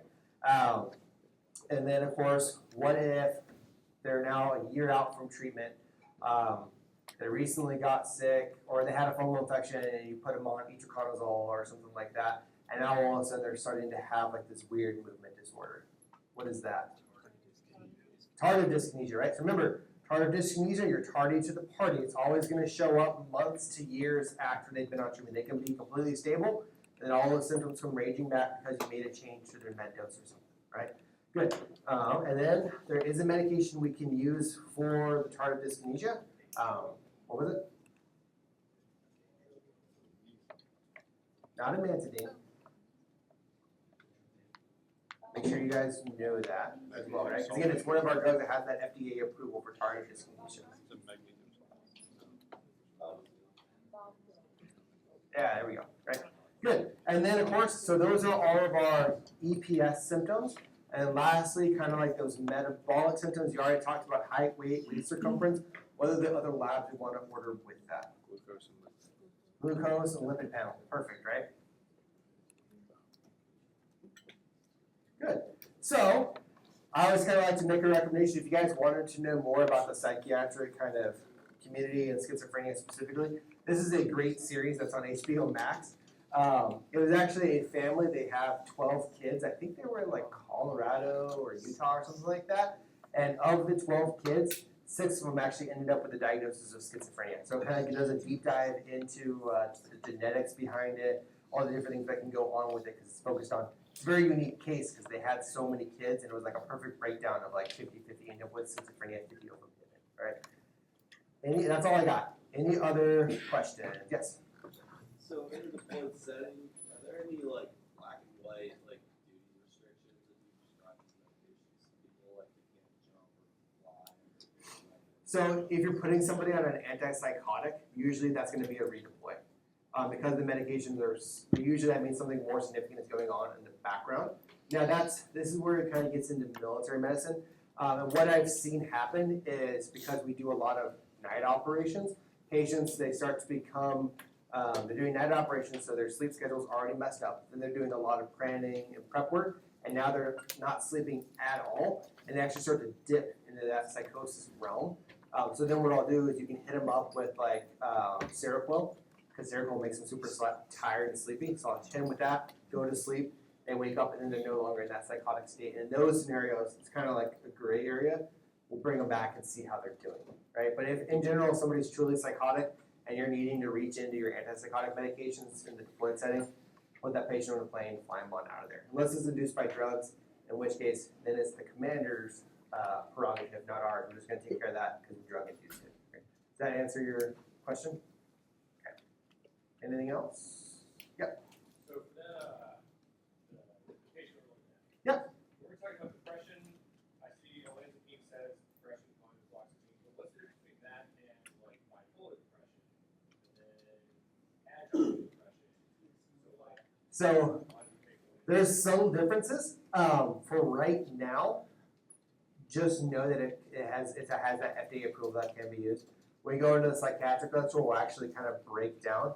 And usually, just kind of when you're talking about making a DSM-5 diagnosis, we're going to base it off of what came first, right? So was there mania first? If mania was first, then it's bipolar depression when they dip out of that mania state to become depressed, right?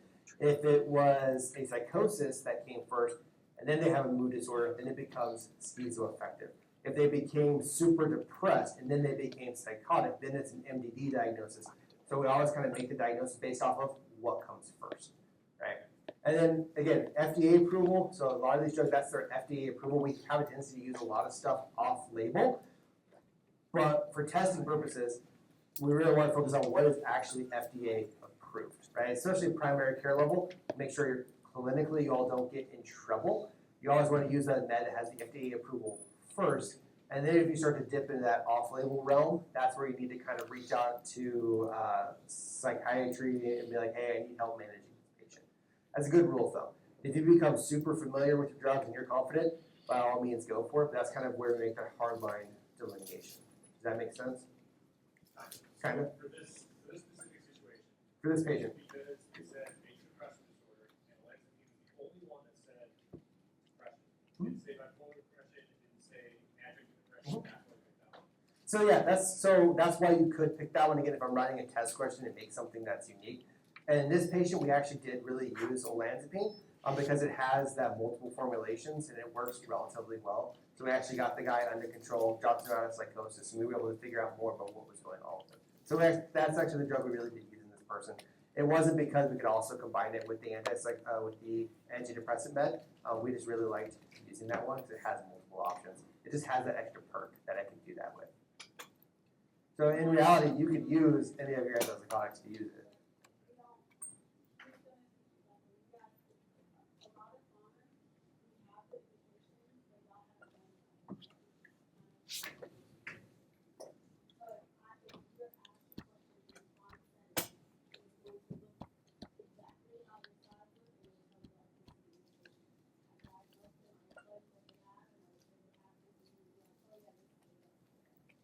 Yeah.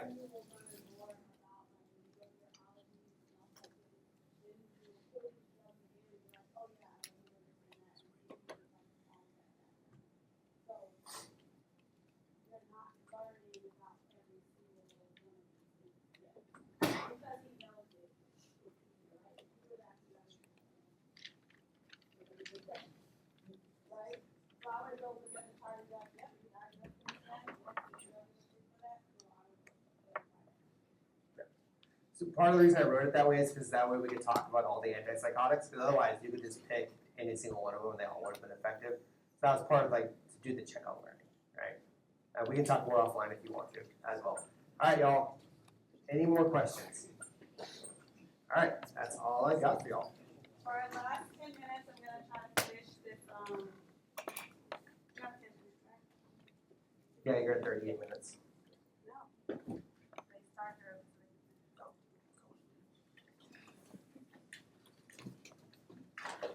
Okay, so open up your GI lecture so that we can finish that, and then we'll start the new tomorrow.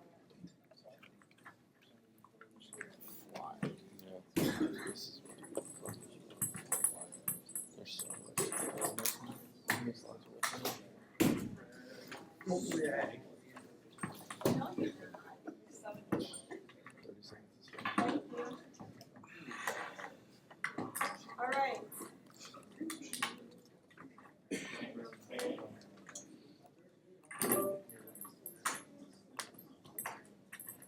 Okay, we were on the hyperosmotic laxative slide. It's open.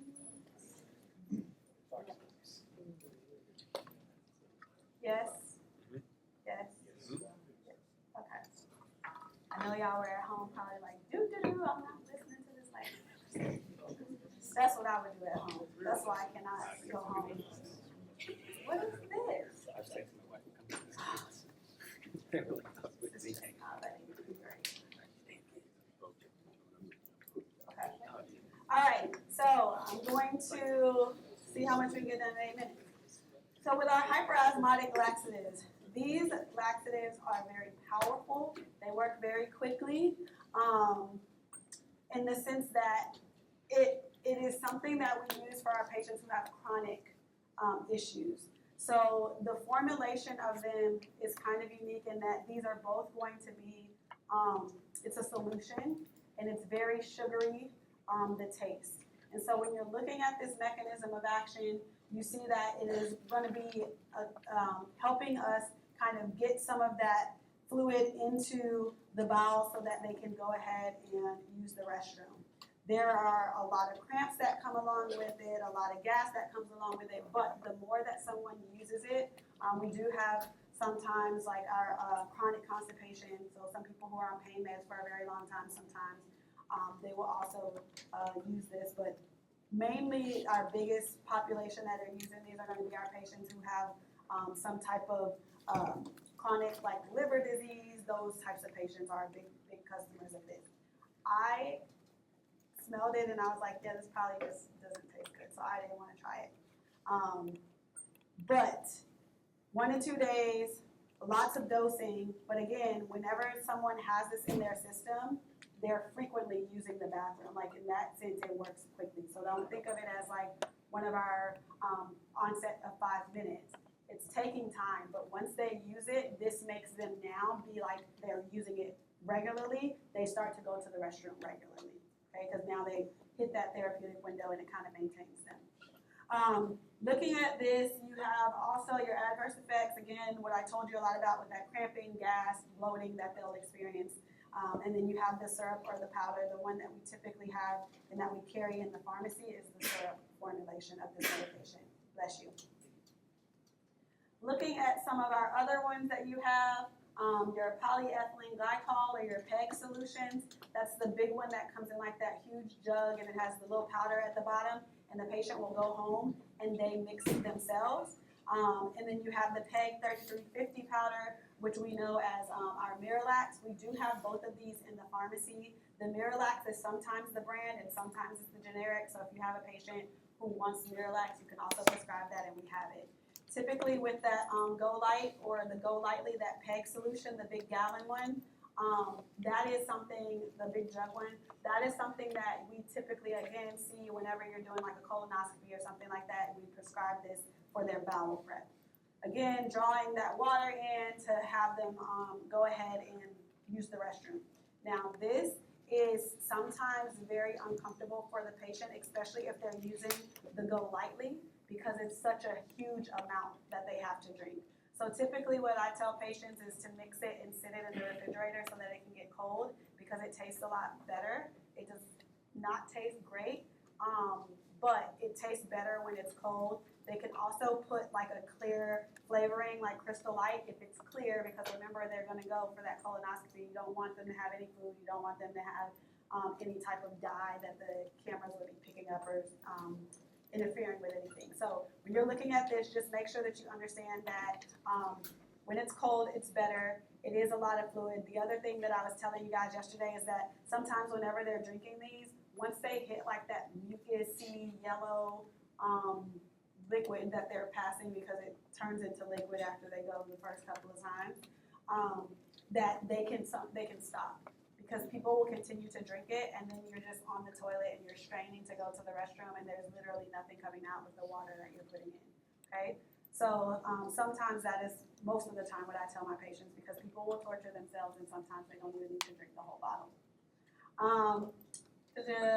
So adverse effects, not a lot of them that we're looking at. Safe for most of our patients. Again, some people are just going to be very uncomfortable, and they're going to have a lot of that bloating and cramping from them using the restroom. Also, when we talk about these things that we use in constipation or laxatives in specific, think about how much someone is wiping. So sometimes I will also tell people to use wipes instead, or to get in the shower after they use the restroom. And if they're going a lot, granted it is very like liquidy, that can sometimes also cause discomfort in the patients. So I ask if they have petroleum jelly, or I will prescribe that also so that they can like moisturize themselves, because they're just going to be wiping so much from going to the restroom. Our stimulant, so this is going to be our, we talked about our mush with our emollients yesterday. So this is to help our person push, right? So stimulant, I'm gonna stimulate you to make you use the restroom. These are what we call our Cinicides, this top one. So you have Cina, and then you have your Bisacodyl. When you're looking at your Cina, most of the time we're trying to use this for somebody who has constipation, if they have it frequently. Like in there, it's like, oh, I know that I'm going out of town. Sometimes when people go out of town, they eat different foods. They will get stocked up, right? So I can say, hey, here's this medication for this short amount of time that I know that you're doing this thing. Or somebody comes in, they're being like, hey, I had constipation for the last couple of days, and I really just want to go to the bathroom. So those acute situations, you can use them here. We do not want to leave these on for a long period of time. If you have somebody who is on an opioid and they're on that opioid for a longer period of time, you can see us use this in OIC, or opioid-induced constipation. Pretty quick onset, so they need to not be out like shopping at the outlets, right? Because they need to be close to a bathroom. That won't be enjoyable to do in public. And then you see your adverse effects. Electrolyte imbalance, that's if they like start to go a lot, right? Because this is going to stimulate them to go.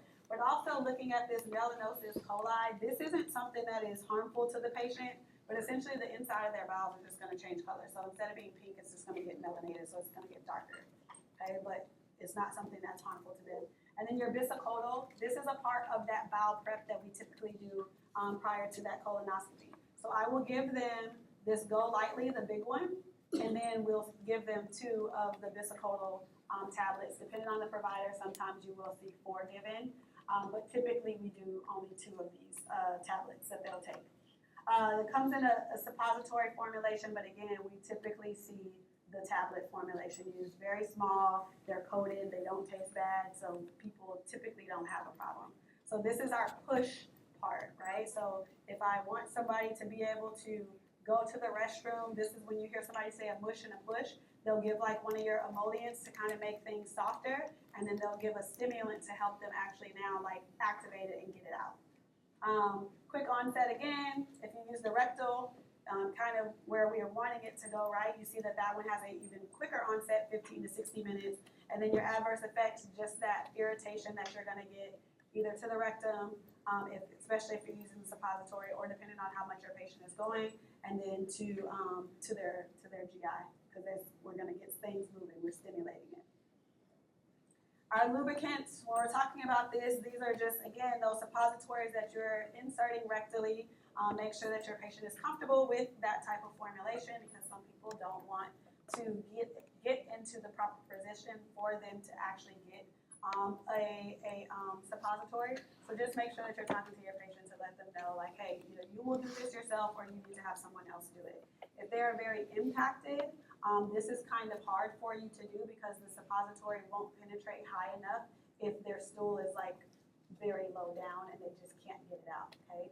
So there are some times where, yes, you can try to use like the Fleet, or you can try to use a suppository, but if I'm so impacted, me trying to put those up, they're not gonna penetrate that stool enough or my bowel enough to actually stimulate me to make me go. So just kind of watch out for that. Quick onset, again, ideal for your pediatric patients, especially if on top of that constipation, sometimes people will start to feel nauseous, and they will probably vomit sometimes if they're constipated enough. So this is, again, a good option for us and our kids that can't swallow pills, so suppositories are usually the way to go. Your mineral oil, back in the day we used to use this a lot, but now we're not so keen on using mineral oil, but it is something that you can use as a laxative. Seeing your onset is fairly quick when you're looking at your oral formulation, about 8 hours. But if you're looking at that rectal formulation, you see that it's 15 minutes, it's very fast. So you're essentially just trying to hold it in for as long as you can. It stimulates you to you will go to the restroom. Again, making sure that when you're drinking this, you need to be in an upright position because some people add it to water, or they will just try to drink it straight out of the bottle with the mineral oil, so that we don't have any aspiration that's occurring that would then lead to that pneumonia, which is not good. I'm just going to finish this section and then I'll do the rest tomorrow. Your other agents for constipation. These top two, we're going to see these later. So you have your lubiprostone or your Mitzia, linacodolide or your Linzess. These you can prescribe pretty frequently, those top two. Your plecanatide and your prucalopride, these I don't see as often. All of these medications you see are for your IBS-C, or you can have your idiopathic constipation, you can have your chemo-induced constipation. So just make sure that you're keeping track of like, when can I use these things? Because some of them are specific for a certain indication, okay? And then I don't know if they're gonna go into all of the things when we get next semester and we talk about like some of the conditions and the side effects of our opioids, we'll talk about it, this constipation in a little more depth there. You see all of these have fairly like mid to a day or so onset, so very effective medications. Again, a lot of your patients who have IBS, sometimes if you can't distinguish if it is constipation or if it's diarrhea, some people have a mix of both. Just understand that these are great options for you to start with if they are telling you about constipation. Make sure that you're looking at the mechanism of actions for these drugs. You see that for your Amitia. I have a lot of nausea in my patients when I'm looking at my linclotide. I have a black box warning. So remember, anytime you see black box warnings, you want to make sure that you're being careful of that. So we're not giving it to anyone who's under the age of 2. It's also going to be kind of hard for you to give it to someone who is under the age of 2 because it is a tablet that they would need to take. And then you see that risk of very serious dehydration, especially once it starts to stimulate them to go to the restroom, they may go too much. So this is one of those meds that is a good medication, but it's a really, really good medication, which is why you see that serious hydration that could occur. Looking at the the adverse effects of your other two on the bottom, not very, significant. So just make sure, again, when you're looking at this, I want you to pay attention to your mechanisms. Softly with your onsets, right? Like how long are they taking? Are they super quick, or are they taking a longer period of time for them to work? And then looking at your adverse effects. Please remember if something has a black box warning, because that is a very high yield thing that we could potentially ask you. Okay. Looking at these are other agents that we can use for our constipation. Again, these are some of these are specifically looking at our opioid-induced constipation, so those top two. So that's your methylnaltrexone or your Relistor and your naloxegol, which is your Movantik, and then you have your alvimopan, which is your Integrit. All of these are oral, except for your sub-Q Relistor. We do have these in the pharmacy. We can treat our patients with them. And again, our patients who have like chronic pain, who are on opioids for a very long period of time, these top two are very frequently prescribed. We typically try to start with the oral because most people don't want to have any injection if they don't have to. But when we get to that palliative care, as we start to increase doses, right, because there's nothing that we can do at the end of life, you are likely to see a lot more of the constipation and your patients start to not be able to swallow. So having that formulation does come into play, and it is very handy for us. So make sure that you're looking at the difference between those two and kind of like trying to place that clinical use in your head of, hey, for my patients who are like at the end of life, palliative care, so you can remember that's when you're looking at that clinical use. I'm giving them more pain meds and they're likely not to be able to swallow on their own. So that's why that sub-Q formulation plays a big role. Quick onset, and then your naloxegol, again, make sure that you're looking at your mechanism of action. And then for your opioid-induced non-cancer pain, when we get into pain, we'll talk about it, but we have just regular pain that you and I can have, non-cancer pain versus some patients who are chemo, they're on chemo, they have cancer, and their cancer could be causing them a lot of pain. A lot of them are in pain, especially if the chemo wasn't that effective. So just make sure that you understand that you have cancer pain and non-cancer pain. And you can have a cancer patient who also has non-cancer pain, right? If I had cancer and I went and I fell and I twisted my ankle and I hurt my ankle, my pain is not because of my cancer, my pain is because I fell and twisted my ankle, okay? So that's classified as non-cancer pain. My cancer pain is directly because of my cancer. I have cancer in my bones and my bones are hurting. That is cancer pain, okay? And then looking at your albumopan, so with this one, just make sure that you understand mu opioid receptor antagonist, which is where a lot of our pain meds work, but it's used to shorten our post-op ileus, which is essentially we're causing peristalsis after we have done some type of surgery on that patient. So we're just trying to shorten it so that their body will start to move. I said peristalsis. We're causing paralysis. And so what we're trying to do is to shorten that time that it's paralyzed and not moving, and we're trying to get their body to move again, their bowels to work again, okay? So this is to shorten that paralysis stage that they're having, okay? To get them back moving and regular. This is important because you see on here that this is a REMS medication. This is the first REMS medication that we have seen. What REMS means is they have to, so the patient is gonna have to prescribe or subscribe to the REMS program. We, the pharmacy, has to subscribe, and then whoever is prescribing that medication, the hospital, if you're at a clinic, whatever, you also have to subscribe. What you're doing is saying, hey, I have educated my patients to let them know that there are several situations and issues that could happen with this medication. So when you're looking at this, it's called the Enterit Access Support and Education Program, okay? So you just have to make sure that you are registered for their program to be able to prescribe their medications. We can't dispense it without it.